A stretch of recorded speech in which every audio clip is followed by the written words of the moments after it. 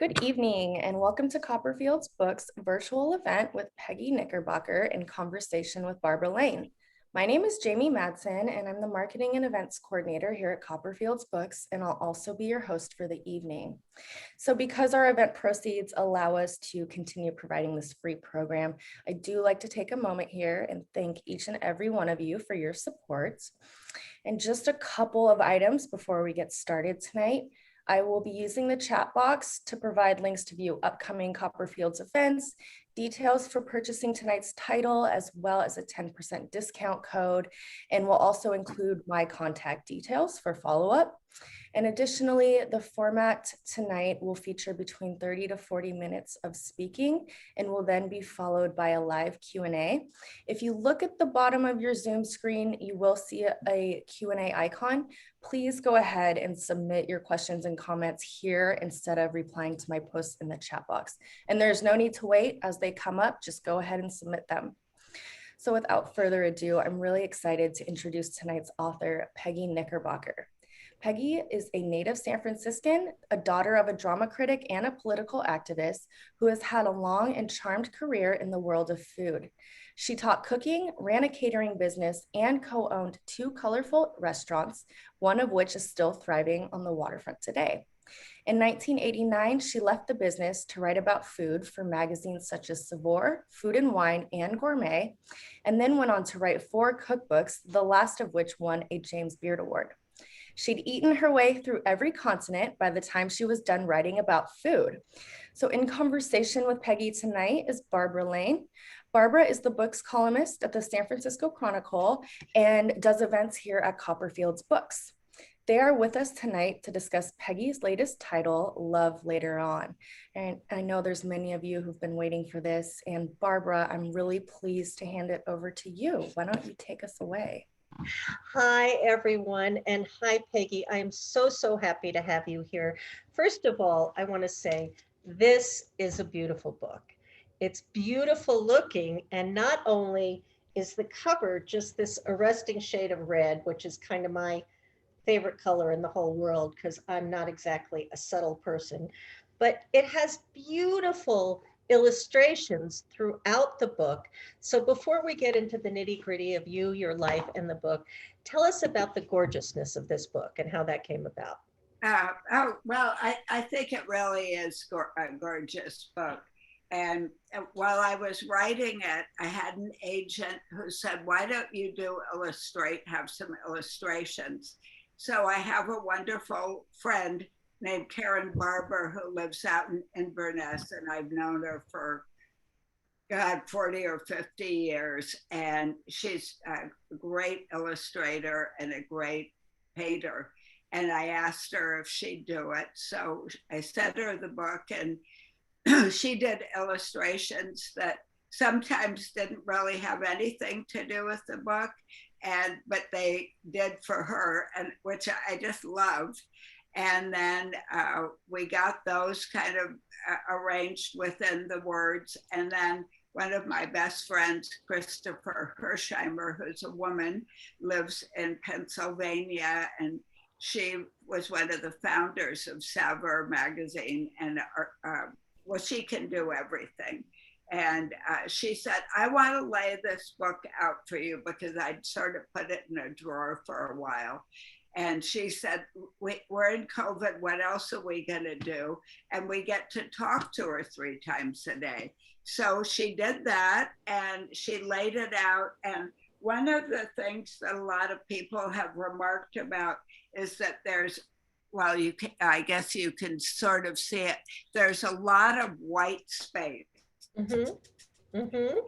So it's beautiful to have a book that's not all, kind of a formula and everything's jammed in. And to me, it's really easy to read. And everybody said because it was so easy to read, they read it in a day or 2. So that made me very happy. Are these watercolors? Yeah, yes, they are. And do you have the originals? No, I don't. Well, try to get them. Yeah, Karen's gonna took photographs of them, and I got them like that. Well, so that's about how the book looks. Now we're going to talk about what's in the book. And of course, the central character in this book, because it's a memoir, is Peggy herself. And Jamie mentioned your long history in San Francisco. Your father was the drama critic for the San Francisco Chronicle for many years. Tell us a little bit about your family and your roots in San Francisco. Well, I grew up on Pacific Avenue in the same house my mother grew up in. And so, it was this old sort of not very graceful Victorian flat. It was 2 layers. And I went to the same schools she did. And my parents were sort of glamorous, and they went to the theater because my father was the theater critic all the time. And, they were very liberal, and my mother worked in politics a lot. And so they drank a lot. They had lots of cocktail parties. My mother always said, I think I'll have the unwise one before dinner. And so there was a lot of that going on, which wasn't always pleasant as a child.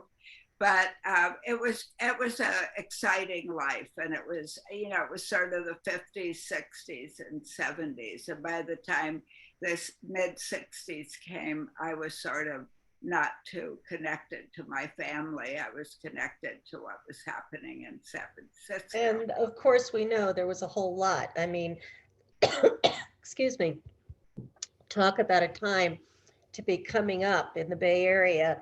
That was about as exciting as it gets. Sorry. Jamie also mentioned your background in the food world.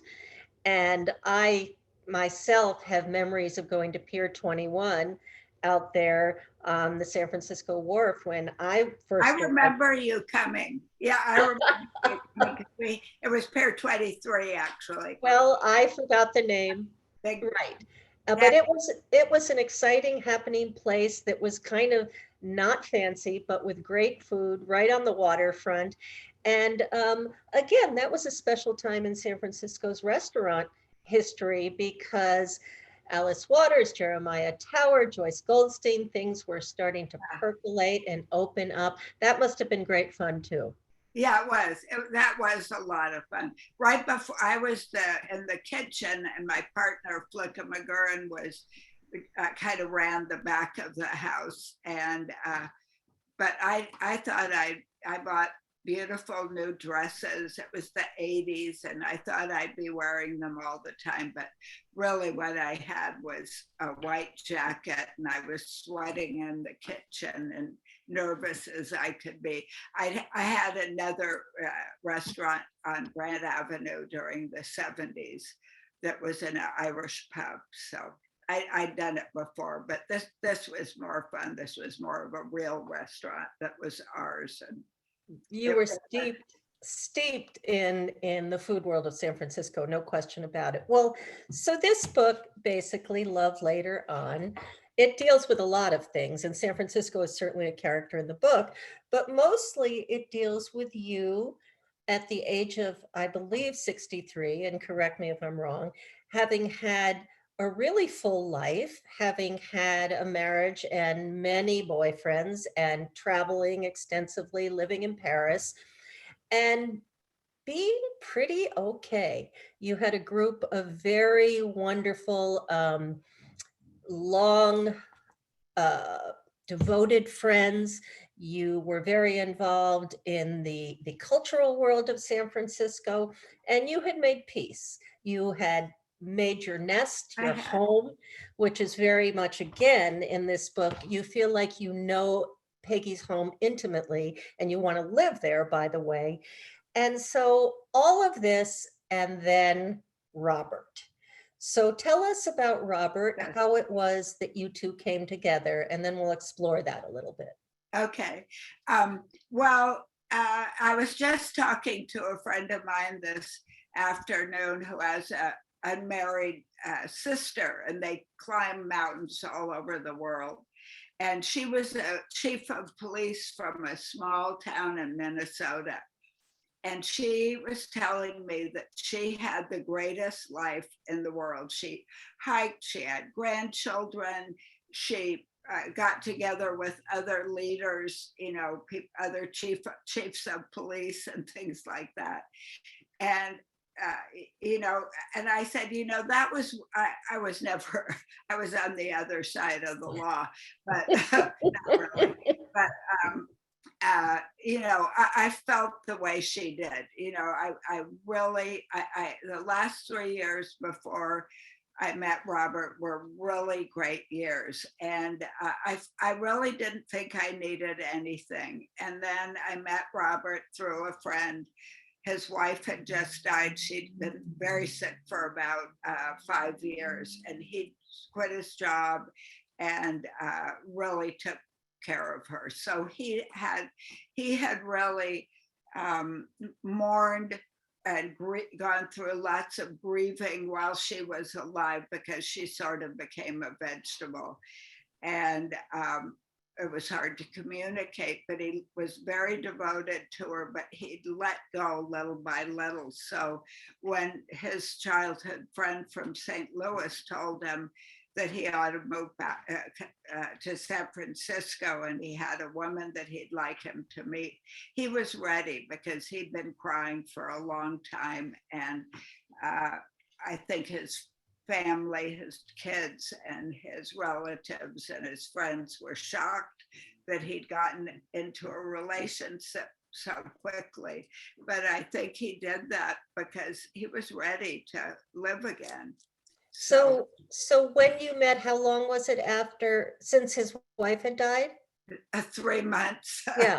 Yeah. But as you said, he had already started the grieving process because she wasn't there anymore. Yeah. So exactly. You said move up to San Francisco. He was living in LA when you met him, but he was a businessman from the Midwest. Now you, Peggy, with your background, and when you said you were on the other side of the law, as many of us were during those crazy years, a businessman from the Midwest, really? And one who lived in LA? I mean, that wasn't exactly knowing you through this book, who I would ever think you'd end up with. Right. Did you? I mean, were you surprised by yourself? Yes. In fact, the wife of Robert's oldest friend, I had run into one day in North Beach, and she said, "Have you heard from Robert Fisher yet?" And I said, "No, but he's a businessman, and I've really never gone out with a businessman." And she said, "Well, how has that worked out for you?" And I said, "Well, not very well." So anyway, he's really not like a businessman, Although there are very nice businessmen out there. Yes, there certainly are. There certainly are. Yeah. Do you want to say anything else about what, for lack of a better term, I'm going to call your bohemian past? I mean, just give us a little color about, really, you are and have been a presence in the San Francisco world. People know you through your cookbooks, through your restaurants, and you live a large life. So what did your life look like before Robert? Well, I was a child of my generation. I tried to be a beatnik when I was in high school, and I'd go to North Beach and smoke and listen to poets and, a trench coat, thinking I was very dark. And then and then the hippie time came along, and, it was so much fun. And I up the street a ways from the Fillmore Auditorium, and I loved to go to Golden Gate Park, and it was just an era that I breathed into it, and I loved getting dressed up and all, 3 skirts, 20 necklaces, and then after that time, I got married, and to a man in the Navy, which was a little difficult because I was marching in peace marches. I don't know what I was thinking. All my friends had gotten married, and I wanted to have dinner parties and get wedding presents. So I kind of got married because of that. And he was a great guy. We still talk on the phone a couple of times a year. But excuse me. And then I got into the restaurant business, and I kind of gave up the catering with my oldest friend.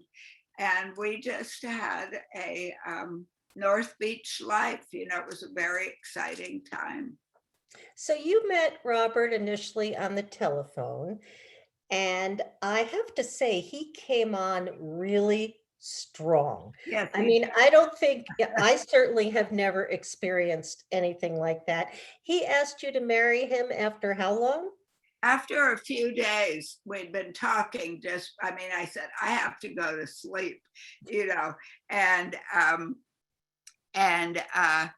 so you know, he was ready to do something. He's an impulsive man. And if he likes one sweater, he buys it in every color.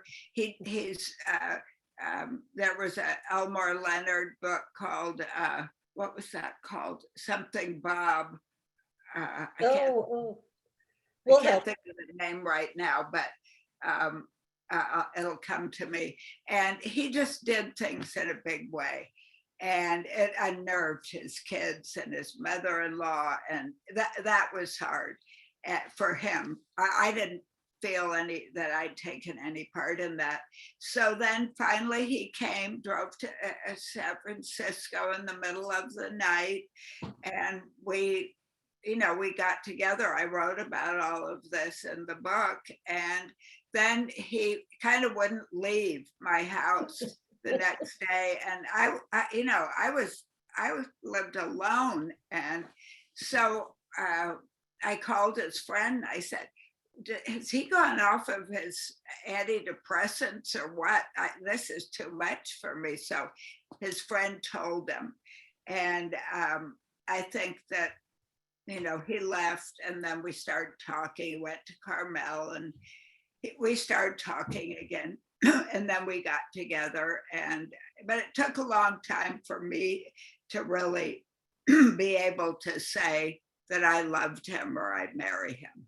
By the way, one of our fabulous attendees has let us know that it's Maximum Bob. Oh, Maximum Bob, that's it. Thank you. So now we have the answer to this.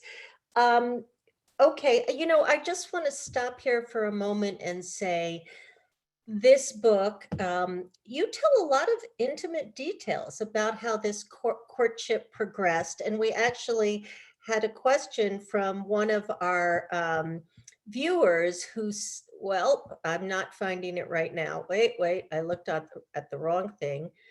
I can't find it. But you put down some really intimate details, as I said, about how the relationship developed.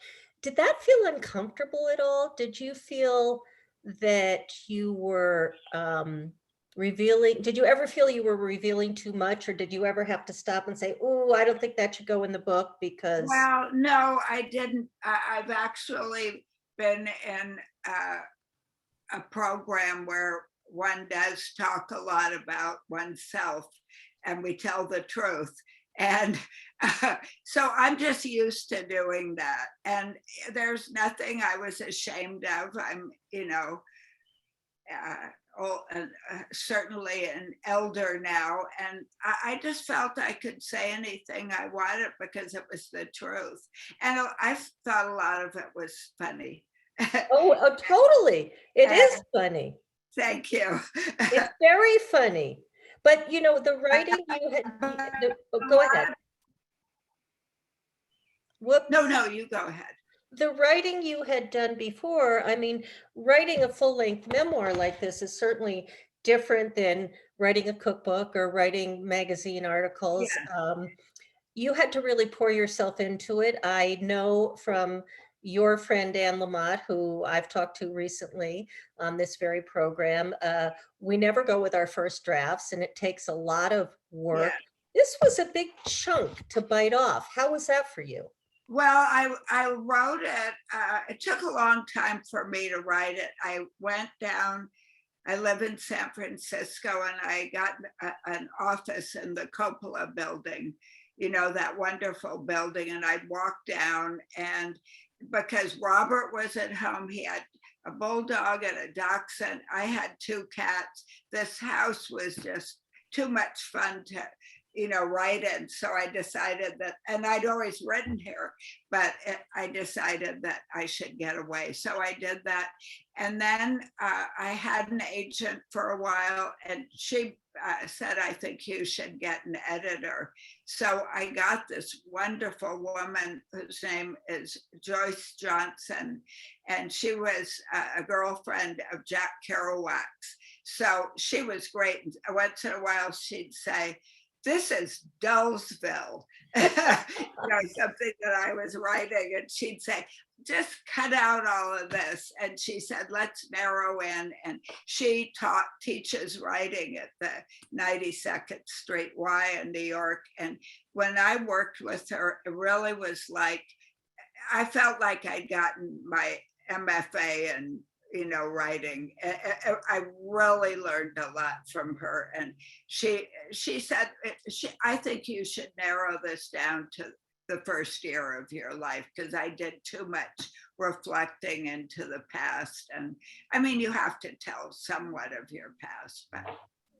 Well, so you mentioned that you told the truth and that's how you operate. So one of the things you tell the truth about in this book, and you mentioned earlier on in our conversation, that your parents, I don't know if you use the word alcoholic, but they certainly drank a lot. And you yourself are a sober person now, and sobriety is a big part of your life. Can you give us a little snapshot of how that figures into not only this story, but your life? Yeah, well, I did. I got married. I got sober at 40, and my life has just changed so much. I started writing at 40, and the bar and restaurant business was, I'd had enough. I'd been in it for 20 years, and I really wanted to write. So I did, and I met, I got to know Annie. Well, actually, she and I met in at Tosca, and we got to be friends then. And then we both got sober, and you know, I could never have written anything if I weren't sober. But it's been a wonderful life. I'm, you know, joyful, filled with gratitude. And as it turns out, Robert doesn't drink. He didn't really go to meetings, but he just, you know, felt that he should stop drinking. So it's been, you know, really great to be together like that. And we have a lot of fun together. I don't really notice that I'm not drinking anymore. I feel like I went to a great party the other night with some wonderful friends of ours on Monday night up in Petaluma. And I mean, there was great wine on the table, and I just felt, I never feel different from the other people anymore. I used to think I'd be kind of stiff, but I never feel that. And it was a joyful coming out party. And so, yeah, everybody was really happy to be able to kiss each other on the lips. Yes, isn't it wonderful? What a great time to have your book come out where you can hug and kiss. That's the best. So you have this group of really close friends. You write about them in the book, and I was kind of jealous about what great friends you have. I mean, I have great friends too, but I'm just that kind of petty person. But anyway, you were your friends concerned that this whole thing with Robert was moving too fast? Because it moved pretty fast. Yeah. And they've known you. No, I don't think so. I think he thought it was good that I got, you know, I was with a guy like Robert that was a little more stable than some of the men I'd been with. And, you know, everybody loved him from the beginning. He's very likable. And I don't know, just everybody likes him. One of the women that gave the party the other night, came over for dinner with her partner and her business partner and her partner. And she said to Robert, I think this is in the book, she said to Robert, Robert, have you ever sat across the table from 4 lesbians? And Robert said, no, but I hope this isn't the first time I do, and I look forward to a long friendship with you all. And he's very close with them. He's just close with every aspect of my life, and most of them mingle together. Well, this is very inspiring, as is the entire experience of reading this book, especially for women of a certain age. And again, I am one, that you found this wonderful life. Let me ask you about his grown children, because having been a stepmother myself, that can be rocky. How did that go? How, because their mother had just died. How did they accept you? Yeah, that was, I think I was more worried about it than I need have been. One of the daughters had a very hard time with it, and she wrote me and she didn't want to come to our wedding, and I understood that. And I think she actually is having a hard time with the book. I'm not exactly sure what it is about the book, but she's having a hard time with it. And the other two, one lives in the Midwest and one lives in Florida. And we see them all, and they all accepted me, I think. And, you know, they didn't need another mother. They just needed someone to be, you know, be really great to Robert. And to tell you the truth, Robert doesn't walk well. He walks with a walker now. He has something that's a little like Parkinson's, but they can't really diagnose him. And I'm sure the kids are all happy that I'm with him now. But we've really had a great time, and they're grandchildren, and we all get along well. And by and large, it's been fairly easy. I'm glad you answered that question about his health, because you say in the book that he was struck with this degenerative disease, neurological disease. And I was going to ask you how he was now. So, yeah. Well, it's a progressive disease, and his mind is fine, thank God. But he was a big athlete in high school, and I think he might have, who knows, he might have gotten hit in the head with a baseball, or he really doesn't know. I don't know what it was, but it's a neurological thing.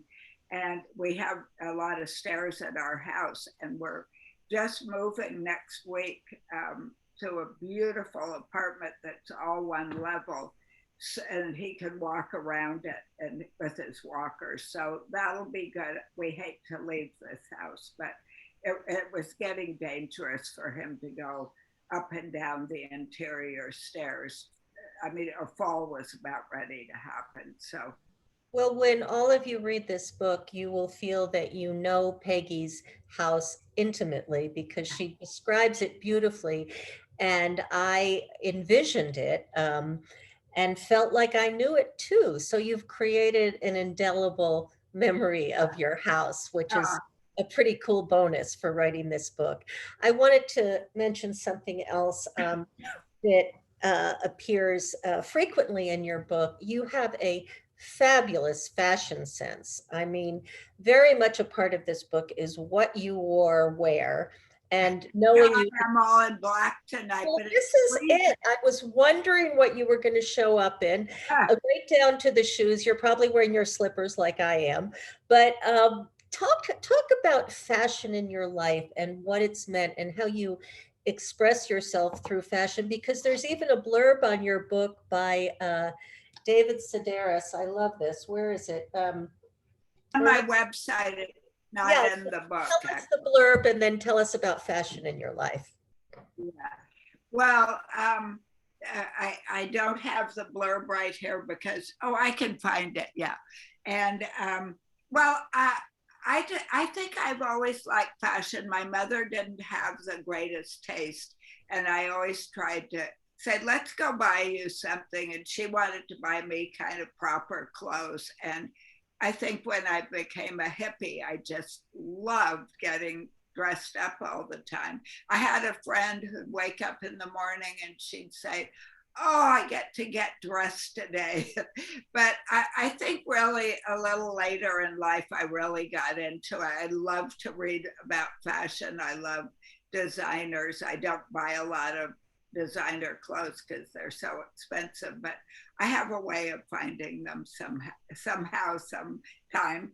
And I just, I love color. I wear this scarf a lot behind me, and I wear a lot of color, and people seem to like it, and it makes me happy. It makes Robert happy, and I just I love decorating my house. Right now, we're kind of torn apart, but I can't wait to get in this new apartment. And I think, well, it'll be quite different from this because it's so light and airy.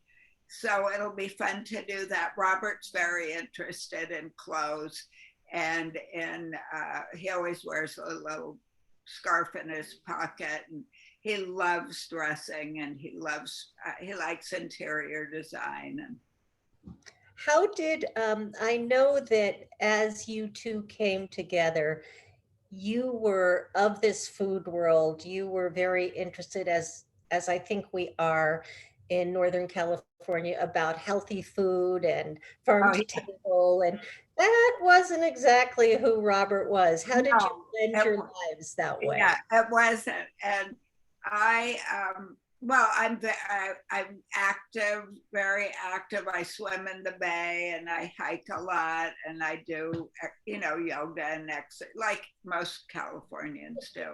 But he's from St. Louis. He likes meat. Neither of us adore potatoes, but he really likes to eat. And he'd say things like, have you ever made a double baked potato? And I said, no, but I bet your first wife did, didn't she? And he said, yeah. And I said, well, just keep that memory going. And it was funny today, our friend came over and baked him. She had just read the book, and there's a thing about chocolate chip cookies, and she's a baker. And I like really crisp, thin chocolate chip cook. I don't really like chocolate very much, but he likes big, chewy, squishy cookies. And she brought him some over because she just had read that he loves them. So that's a challenge. I like salads, and I eat a lot of fish, and I don't eat a lot of I don't eat a lot of meat, and I love veg. I'm a California girl. What can I say? Right. I think it sounds like he had to adapt to your way more than you adapted to his. But I remember at one point in the book, you came home from something and just whipped up this blue cheese souffle or something like that. And I was thinking, wow, lucky Robert. Yeah, I'll say, well, I didn't have much in the refrigerator. That was right before I think the funniest part of the book is. Tell us give us a little tease of the funniest part of the book. Oh, okay. Well, Robert kept asking me to marry him. And he said, don't you love me a little bit? And I'd say, I'm just not ready. And I'm not ready to say I'm going to get married. Why couldn't we just be together and not get married? And so the night I had made, we came home from a weekend with my brother who lives up in Calistoga and his family. And I can't really tell this part without giving away the best part. So I think everybody's going to have to read it. I think they will. And by the way, they, of course, will buy the book at an independent bookstore instead of where. Do you want to say a little something about the role of independent bookstores in your life? Yes, I'd love to. I self-published this book, and when I did that, they said, well, do you want to give the bookstores, Amazon gets 40%, and that's fine with them, but independent bookstores, it's a different percentage. And so everybody in the Bay Area, New York, Boston, LA, where I have friends, all want to go to independent bookstores. But because it's self-published, it's not always easy to find it. So I brought a lot of books to Copperfield. I bought books to stores where I know the owners, and I brought them to other independent bookstores because I can order them and then bring them, and then they don't have to worry about the discount. But most independent bookstores, which I buy from, of course, will order you a book. That's great. And thank you for saying that. So you mentioned you self-published the book. Tell us about that decision, how you came to that decision. Well, because the book didn't sell with my agent, and she said, I think you ought to publish this yourself. Just make the book look as you want to.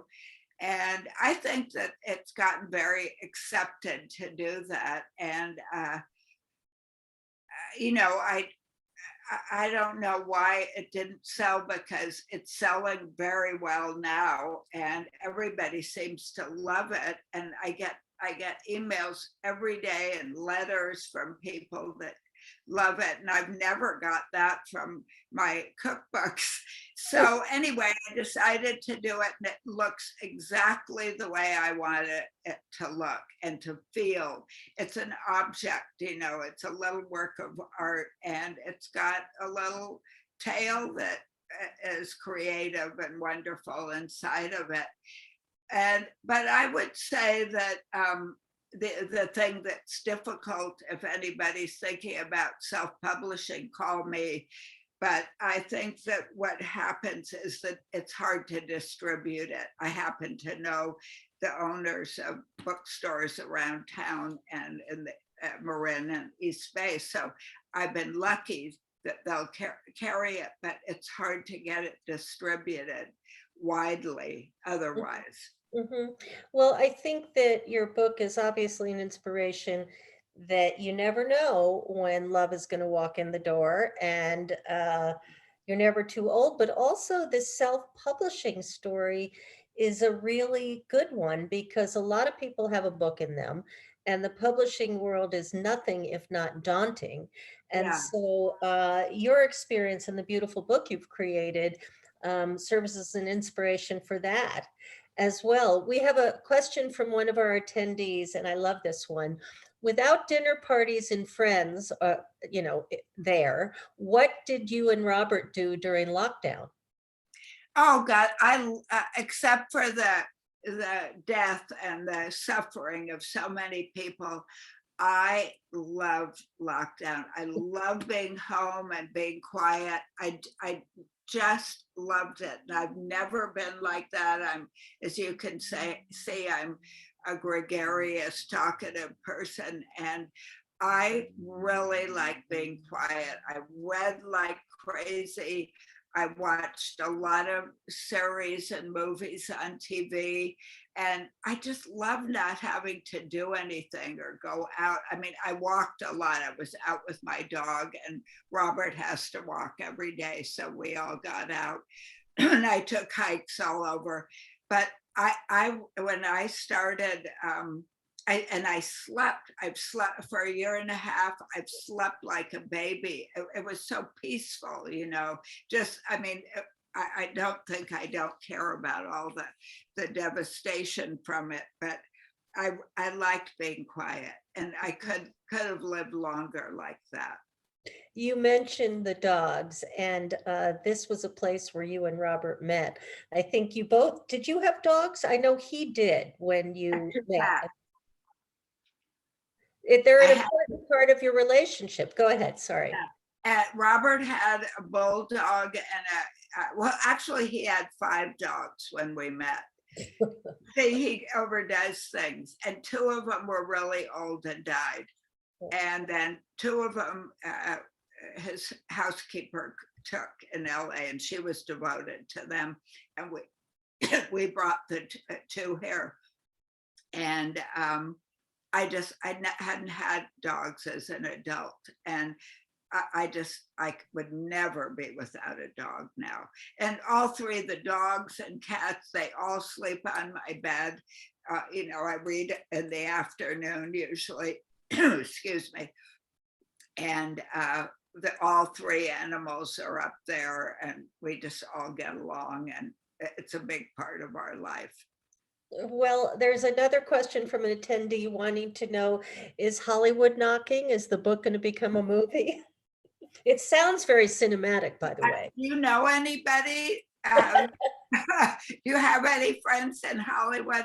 Actually, a lot of people have said it's cinematic, and I think it would be great. And people always say, well, who would play you and who would play Robert? Robert would like to have Alec Baldwin play him. Although Alec Baldwin, Robert's, his hair's gotten very long since COVID, and but that's what he thinks. And who would play you ideally? Well, ideally, doesn't everybody, Helen Mirren, or my favorite actresses, or Meryl Streep, or she'd be good. Yeah, she'd be good. Or I love Tilda Swinton. I was just thinking of her. I just love her. Yeah. So yeah. I don't know. They'd have to figure it out. They'd have to fight over it. Tell me what Robert thinks of the book. Robert loves it. I'd come home from work every day, and after dinner, I'd read him what I wrote, and he's still reading it. He picks it up all the time. He loves it, and he said, please publish this before I die. He's nowhere close to dying, but he wanted me to do it really more than I did. Well, it's a wonderful book. You've created something really beautiful. As I said, it's funny, it's lively, it's got San Francisco history, a little bit of Paris, food, fashion, and it's a great love story. It really is. And I, for one, love a mature love story, because I'm so sick of reading books where people our age are about to kick it. We're not. And there's a lot of life and passion, and that's all in here. So thank you, Peggy, for writing this book. And thank you. Is there anything else you want to say before I turn it back over to Jamie? No, I don't think so. But I do think that the most important thing to do is to just live the best life. If you think you might want to be part of a couple, just live the best life you can live, so that if you meet somebody, great. If you don't, you're living the best life you can live. And that's really what I think happened with me. Well, those are wonderful, wonderful words on which to end. And again, thank you so much for writing this book. You're going to love it out there, I promise you. And now I'm going to turn it back over to Jamie to close the evening. Thanks so much for being with us. Thank you. We've gotten a lot of thank yous in the chat, and for all of you wondering, yes, it's being recorded. As always, you will receive an email tomorrow that will have a link to the recording, all the details about purchasing, the discount code. And I want to thank you, Peggy, for taking the time to bring us those books. She actually did. She went to our Larkspur store, and so we've got them on tap. So just reach out, and thank you both. Thank you. Thanks a lot. Thanks, Barbara. Thanks, Jamie. And thank you all for coming.